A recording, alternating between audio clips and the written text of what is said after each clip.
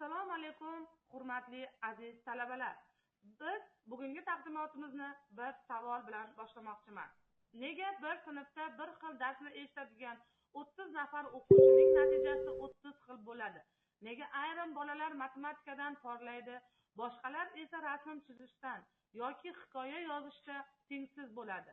Muammo bolada emas, muammo biz ularni bir xil mezon bilan baholayotganimizda. Bugungi zamonaviy ta'limning asosiy tamoyili shundan iboratki, har bir bola takrorlanmas shaxsdir. Uni boshqalar bilan emas, kechagi o'zi bilan solishtirish kerak. Shu nuqtada boshlang'ich ta'lim diagnostika fani maydonga chiqadi. Bu fan sizga baho qo'yishni emas, bolani o'qishni o'rgatadi. Bugungi kunda sun'iy intellekt, raqamli texnologiyalar va innovatsiyalar shiddat bilan rivojlanmoqda. Endi zamonaviy o'qituvchidan faqat dars o'tish emas, balki har bir bolaning ehtiyojini aniqlash, uni rivojlanish xaritasini tuzish va individual yondashuvni tashkil etish talab etadi. Buyuk pedagog Konstantin Ushinovskiy shunday degan: bolani o'rganmagan o'qituvchi uni tarbiyalay olmaydi. Aynan mana shu fikr ushbu fanning bosh g'oyasidir. Bu fan nimani o'rgatadi? Bu fan sizni boshlovchi emas, tahlil qiluvchi pedagog qilib tayyorlaydi. Siz o'quvchining bugungi natijasiga emas, ertangi imkoniyatiga qarashni o'rganasiz.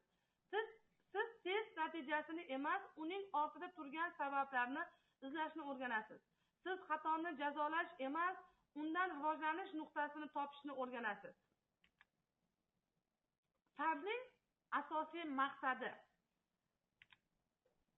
bo'lajak boshlang'ich sinf o'qituvchilarida diagnostik tafakkurni shakllantirish, ya'ni har bir o'quvchining bilimini, qobiliyatini, ehtiyojini va rivojlanish dinamikasini ilmiy asosda tahlil qiladigan mutaxassisni tayyorlashdir. Siz bu fan orqali nimalarga ega bo'lasiz?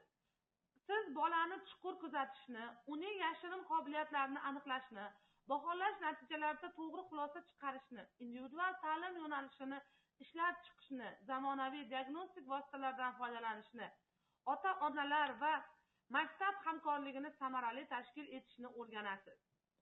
Eng muhimi, siz nega bu bola qila olmaydi degan savol emas, bu bola qanday usul bilan yaxshiroq o'rganadi degan savolni beradigan pedagogga aylanasiz.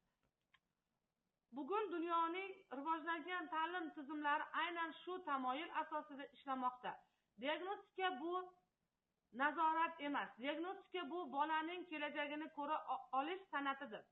Xulosa qilib shuni aytib o'tish lozimki, mashhur boshqaruv mutaxassisi Peter Drucker shunday degan: o'lchab bo'lmaydigan narsani rivojlantirib bo'lmaydi. Ta'limda ham shunday. Agar biz o'quvchining bilimini, rivojlanishini va ehtiyojiga to'g'ri aniqlay olmasak, uni rivojlantira olmaymiz. Shu sabab boshlang'ich ta'lim diagnostika fani nafaqat bolani baholashni, balki har bir bolaning kelajagini qurishni o'rganadigan fan hisoblanadi. Aziz talabalar, ertaga siz oddiy o'qituvchi emas, balki bolaning taqdiriga ta'sir qiladigan ustoz bo'lasiz. Bu yo'lda sizning eng ishonchli yordamchingiz aynan boshlang'ich ta'lim diagnostika fani bo'ladi. E'tiboringiz uchun rahmat.